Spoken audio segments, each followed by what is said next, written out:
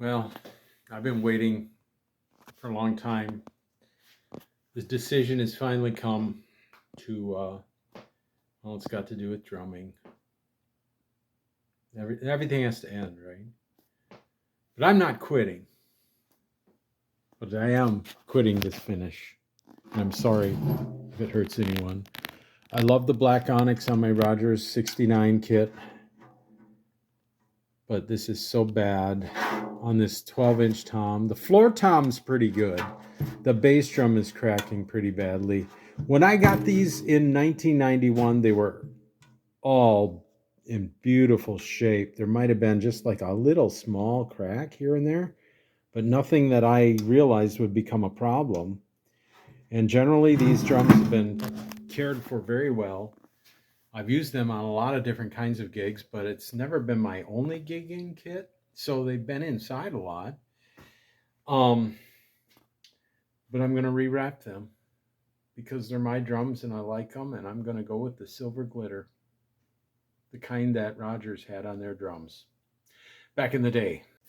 So some of you ROGERS buffs out there and antique vintage drum collectors are going to be saying, what are you doing? Why would you do that? It's going to be a rewrap. It's not going to be original. Well, if y'all think that an old crappy looking drum set that looks awful is more valuable than one that looks good, that's been professionally rewrapped. And why do I say professionally rewrapped? Because I'm a professional. And I've done this for 41 years. Yes. I rewrapped my first one in 1984.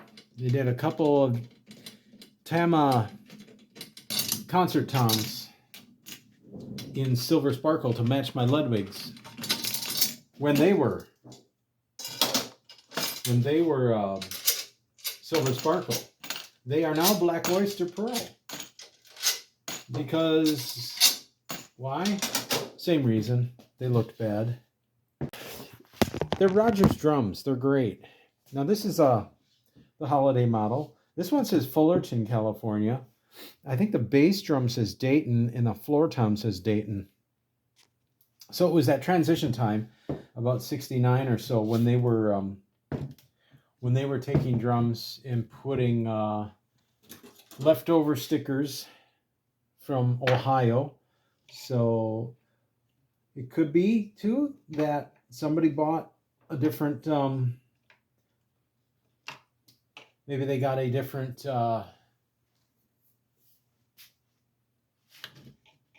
floor tom with it. Maybe they only had two of the drums and I don't know. I don't know the history. All I know is I got these in 1991 for $150 for the bass drum, floor tom, and this 12. And that's all I know. Having a hard time getting them back out. Holy cats. I'll get them. I'll get them. Don't you worry. Here we go. Okay, got Mr. ROGERS off intact and re-radiused. No biggie. Okay, so let's take this guy.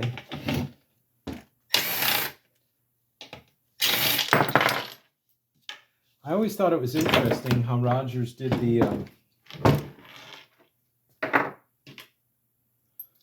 large washer and then the small washer.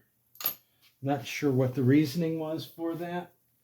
I guess it kind of makes sense, but still, it's just one of those odd things. Slightly odd. There's a little foam padding behind these springs. I don't know if that's original or if I would have put that in back in the day. I might have. I don't remember. The ROGERS drums had a problem with this finish. And, some people say, oh, you got to really, they can't handle cold and heat and sun and all that. I'm like, well, they're working man's drums, what are you going to do? Just put them on a shelf and look at them? if you are, then you might as well just have a high definition camera or picture of them and put that up in your favorite room, because they're not drums unless you can play them and use them. So I believe that about vintage cars too. It's just a model unless you drive it. So anyway, I've been pretty careful with these. They've always been cased, and if they haven't been in storage and I've been using them, I would always, I wouldn't leave them in a hot car all day waiting for a gig, or in an ice cold 10 degrees car. But they would experience temperature fluctuations from time to time based upon where I was going or what the temperature was. But I tried to keep them at a sane temperature whenever I hauled them. With that being said, if they're that fragile that you can't put them in heat and cold transitions, well then the material that they wrapped it with just wasn't very good. And I assume that it's like anything. Second law of thermodynamics, right? Everything tends to go from a state of orderliness to disorder. Things break down into their constituent parts, components after a while. So things become oil. You know, like foam. When foam gets old, it gets pretty sticky. All right, I'm going to take that mount off. I've recently tightened the noses on these nose collets so the collet clamps work properly. I maybe will do a video of that. Time to remove the grommet. Woo!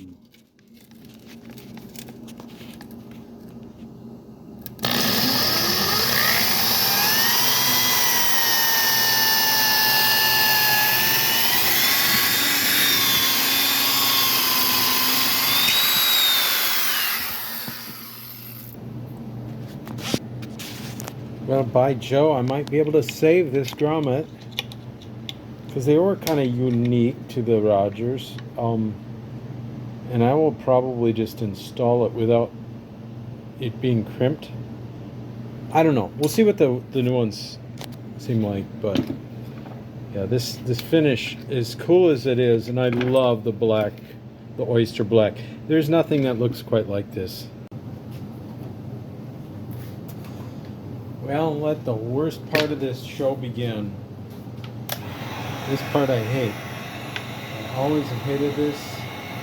You can see how it was more of a gray and silver. You can see how it's changed color.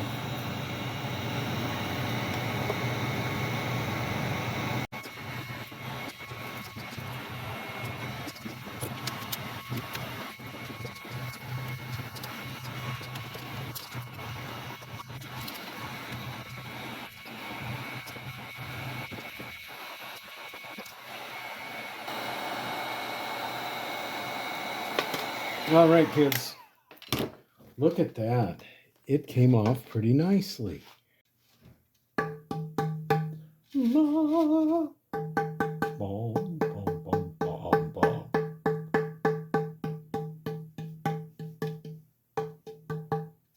Yeah, I just tune the drum until it resonates really beautifully, and I don't really care about what the shell is. It doesn't matter. Yeah, this is pretty sticky, so I think this is going to require some solvent.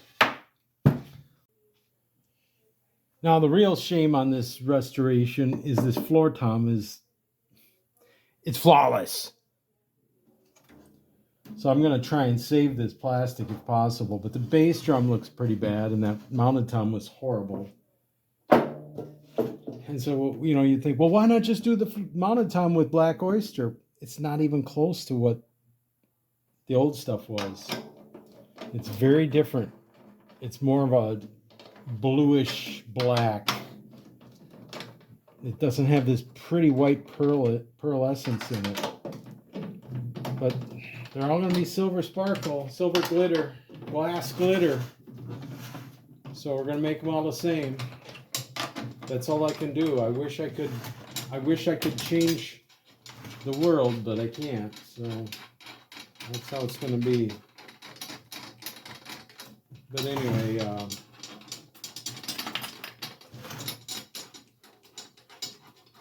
here's where we're at. I got this soaking in some WD-40 to loosen that glue, which will make it kind of gum up, and then I can wash it, wipe it, and put a couple more applications on that. And then eventually, I'll hit it with acetone, lacquer thinner, whatever, and get that oil off. That'll be fine. That'll be fine.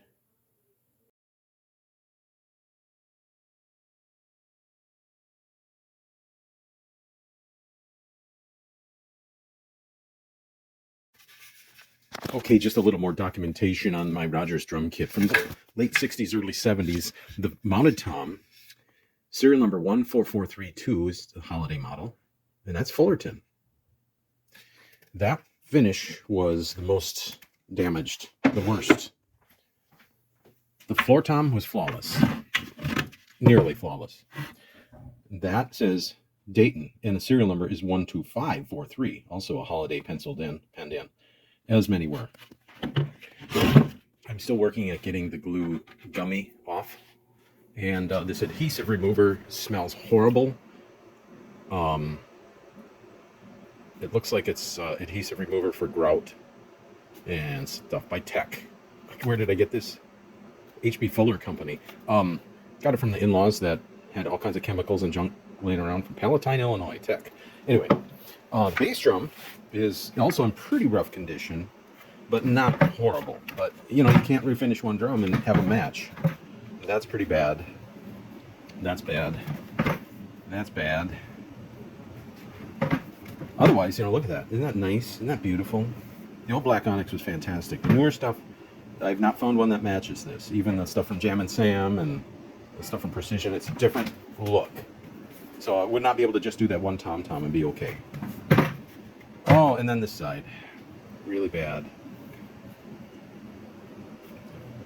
But very interesting. The bass drum is also a Dayton 20581. So there you go, 20581.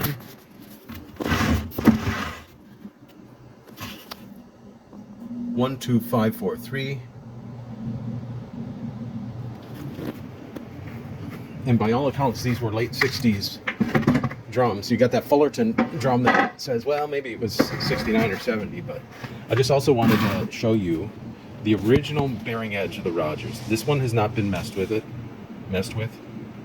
I never refinished the bearing edge on this. I did the toms. You can see it's inconsistent. There's a sharper edge here. It's flattened out here. Probably just from wear. But that is what the ROGERS bearing edge looked like. It looks like it was angled in just a little bit off the outer ply into the second ply, maybe. So for you geeks out there that are wondering about that, it looks like the edge, the actual bearing point is on the second ply in. Let's check this side. Yeah. You got your outer ply. I mean, it is inconsistent at best. Now, I redid my drums back in '91.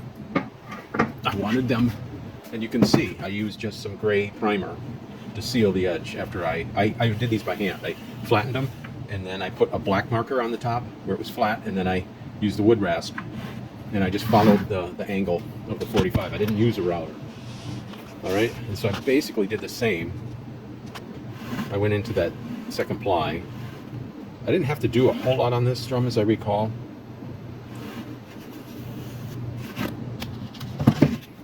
So I pretty much duplicated what was on there, but I made them a little sharper. And since I've rolled it off, rounded it just a little bit. Now, for some reason, this mounted tom is rounded more, and you can see where I put, I don't know, it looks like some kind of magic silver sealer on it. Whoa.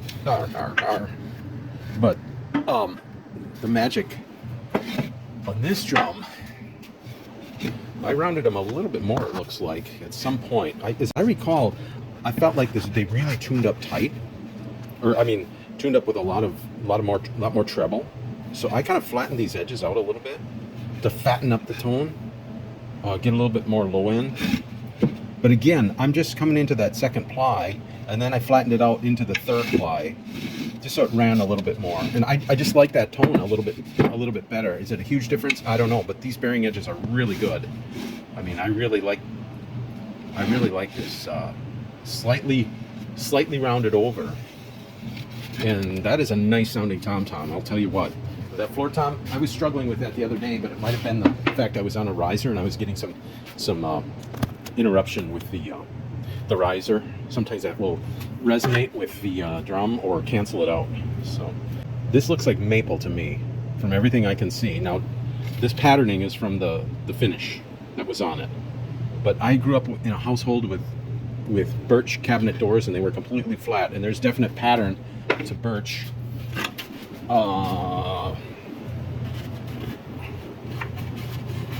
But it's real similar to maple.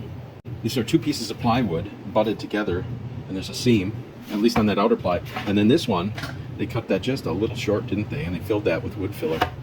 So Keller or Jasper, I guess it was Keller by this time. Dayton, late 60s.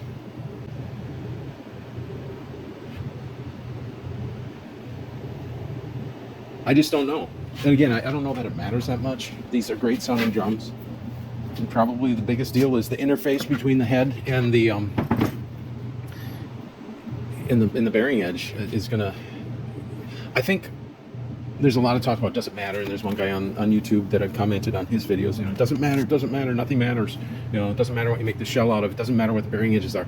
It matters. It matters definitely in the close near field experience with a human ear. I don't know how much that translates to drum microphones and processing, but I can definitely hear some differences. And I'm not convinced that it doesn't make a difference, but does it make a huge difference? Well,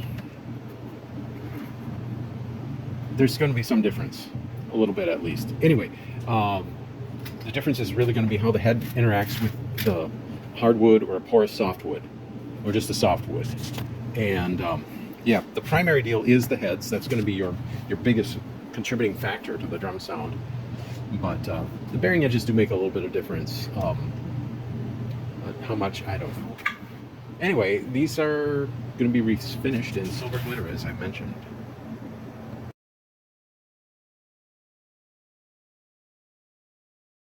I'm out in the garage now because these fumes are really bad, but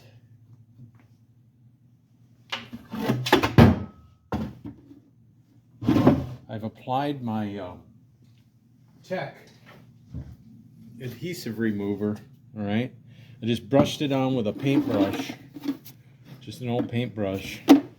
Brushed it on, flipped the shell, brushed it on some more, and then did the bass drum over there. And now I'm just going and scraping everything. So I just go from lug to lug.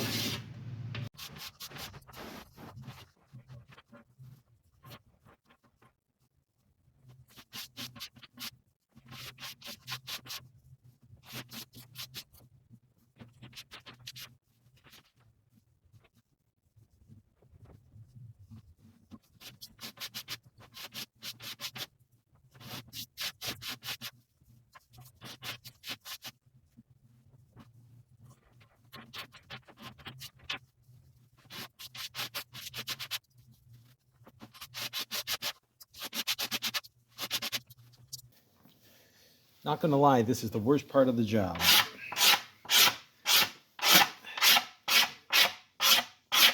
The adhesive remover did a nice job making it into a less sticky goo. But it's still got to be scraped, and then we're gonna do some sanding.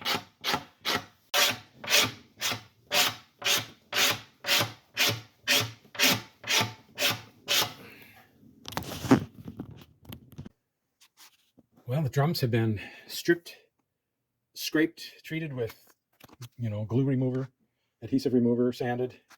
They're relatively smooth and dry now and not sticky or gummy. So you guys, you Rogers fanatics, and I know you're all out there. All right, so we got Mr. Fullerton up there, Mr. Dayton, and Mr. Dayton. Black Onyx finish removed, approximately 1969. Why do I say that? Because we've got a Dayton drum here, 20,000 serial number. Dayton drum here, 15,000 or 12,000 serial number, and a Fullerton Rogers with a 14,000 serial number. So what do you all think? Was this drum built in Dayton and just, they didn't build drums to order, drum sets to order. They just built 12-inch toms. Was that already built and then things just got shipped and trucked over to Fullerton, and eventually they put on the new sticker? And when they did that, did they start with a series of, say, 10,000? Was the first serial number in Fullerton? That would be something really interesting to know. Did they slap on a 10,000 badge and start with 10,000 and go up from there? I don't know. I haven't seen a lot of Fullerton drums, and it'd be interesting to see if this badge was put over an old one, because I can see like glue.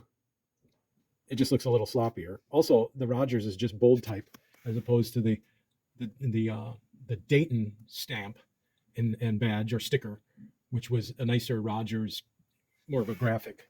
But the Zola coat, I can't tell any difference between the two Zola coats.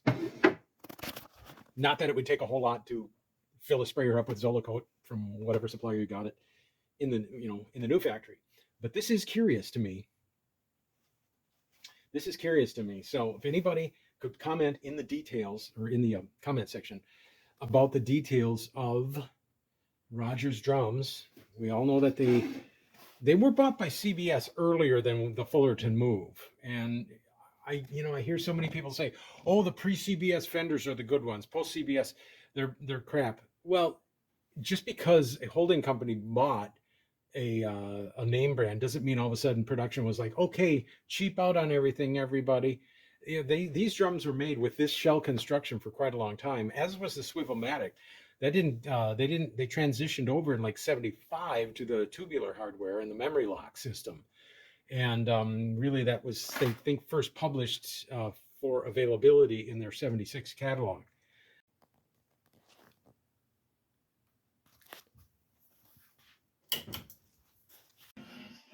Just check out this beautifully refinished 1969 Rogers Tom 8x12 in silver glass glitter.